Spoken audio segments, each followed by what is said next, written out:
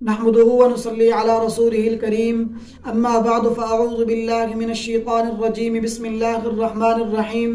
إنما يخشى الله من عباده العلماء وقال النبي صلى الله عليه وسلم إنما شفاء العي السؤال او كما قال عليه الصلاة والسلام۔ دوستو، آج میں آپ حضرات کی ایک ایسے مسئلے کی طرف رہنمائی کرنا چاہتا ہوں۔ آج میں آپ حضرات کی توجہ ایک ایسے مسئلے کی طرف مبذول کرانا چاہتا ہوں کہ جس مسئلے کا ہمارے 90% نمازیوں کو علم نہیں ہے۔ ہمارے 90% نمازی اس مسئلے کے بارے میں نہ جاننے کی وجہ سے غلطی کر جاتے ہیں اور نمازیں ہماری قبول نہیں ہوتی، نمازیں ٹھیک نہیں ہوتی، جس کی وجہ سے وہ نماز ہمیں بد دعائیں دیتی ہے اور ہمیں پتہ تک نہیں ہوتا۔ سب سے بڑا مسئلہ کہ جس نماز نے ہمیں دعائیں دینی تھی، جس نماز نے ہمیں فحش اور برے کاموں سے بچانا تھا، جس نماز نے ہمیں جھوٹ غیبت چغلی سے بچانا تھا، جس نماز نے ہمیں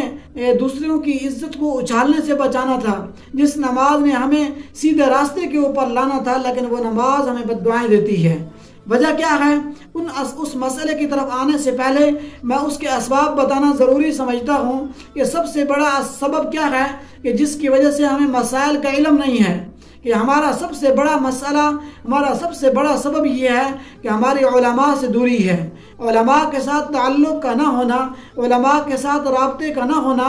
جس کی وجہ سے ہمیں مسائل کا علم نہیں ہے۔ جب مسائل کا علم نہیں ہوتا، نمازیں کے اندر ہماری خرابیاں ہوتی ہیں، نمازیں خراب ہو جاتی ہیں، نماز ہمیں بد دعائیں دیتی ہے، ہمیں پتہ نہیں ہوتا کہ ہم خوشی خوشی نماز پڑھ کے گھر کی طرف چلے جاتے ہیں۔ جس طرح حدیث مبارکہ کے اندر آتا ہے کہ انما شفاء العی السؤال، کہ آپ علیہ السلام نے فرمایا کہ مریض کی مرض کی جو شفا یابی ہے وہ سوال کرنے کے اندر ہے۔ اگر ایک شخص بیمار ہو جاتا ہے، وہ کسی حکیم طبیب کے پاس نہیں جاتا،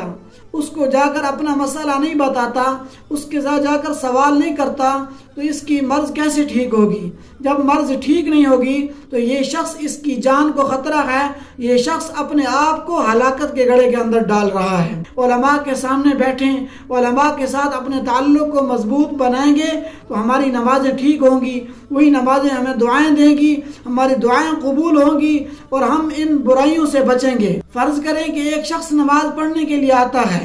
ادھر سے جماعت کھڑی ہو جاتی ہے اور ادھر سے اس کو پیشاب پخانے کا تقاضا آ جاتا ہے۔ اب وہ سمجھتا ہے کہ اگر میں پیشاب پخانہ کے لیے جاتا ہوں، واش روم کے اندر جاتا ہوں تو میری جماعت چلی جائے گی۔ وہ پیشاب پخانے کو مؤخر کر کے جماعت کی طرف چلا جاتا ہے۔ جب نماز پڑھنے کے لیے جاتا ہے، وہاں پر اس کو اتنا خیالات آتے ہیں کہ جس کی وجہ سے اس کی نماز خراب ہو جاتی ہے۔ اس کو پتہ نہیں ہوتا، دل کے اندر ہر وقت یہ بات آ رہی ہوتی ہے کہ کس وقت امام صاحب سلام پھیریں گے اور میں جا کر اپنی قضاء حاجت کو پورا کروں گا، کس وقت امام صاحب سلام پھیریں گے اور میں واش روم کی طرف جاؤں گا۔ نماز کے اندر ساری یہی حالت رہتی ہے کہ جس کی وجہ سے ہمیں معلوم نہیں ہوتا اور یہ نماز ہماری مکروہ ہو جاتی ہے۔ جب نماز مکروہ ہوتی ہے، نماز کو خشوع کے ساتھ ادا نہیں کر سکتے، تو جس کی وجہ سے ہمیں وہی نماز ہمیں بد دعائیں دیتی ہے اور ہمیں پتہ تک نہیں ہوتا۔ تو میرے بھائیو دوستو، گزارش آپ سے یہ ہے کہ کسی حافظ سے یا کسی داڑھی رکھنے والے سے بھائی سے یا کسی چلے 4 مہینے لگانے والے تبلیغی بھائی سے مسائل کا نہ پوچھا کریں۔ مسائل ہمیشہ علماء سے پوچھیں، علماء کے سامنے بیٹھیں۔ تبلیغیوں سے پوچھیں گے، چلے 4 مہینے لگانے والے سے پوچھیں گے، اس کو مسئلے کا پتہ نہیں ہوگا، لیکن وہ اس شرم کی وجہ سے کہ میں تو تبلیغی ہوں، اگر میں مسئلہ نہیں بتاؤں گا تو لوگ مجھے کیا کہیں گے، تو وہ غلط سلط مسئلہ بتا دیتا ہے۔ اسی طرح کسی حافظ سے پوچھتے ہیں تو اس کو پتہ نہیں ہوتا، لیکن وہ یہ سمجھتا ہے کہ میں حافظ ہوں، میں مسئلہ نہیں بتاؤں گا تو لوگ مجھے کیا کہیں گے، اس بنا پر غلط مسائل بتا دیتے ہیں۔ جب مسائل غلط ہوتے ہیں، نمازیں درست نہیں ہوتی، تو ہمیں پتہ ہی نہیں ہوتا کہ وہ نمازیں ہمیں بد دعائیں دے رہی ہوتی ہیں اور ہم خوشی سے نماز پڑھ کے گھر چلے جاتے ہیں۔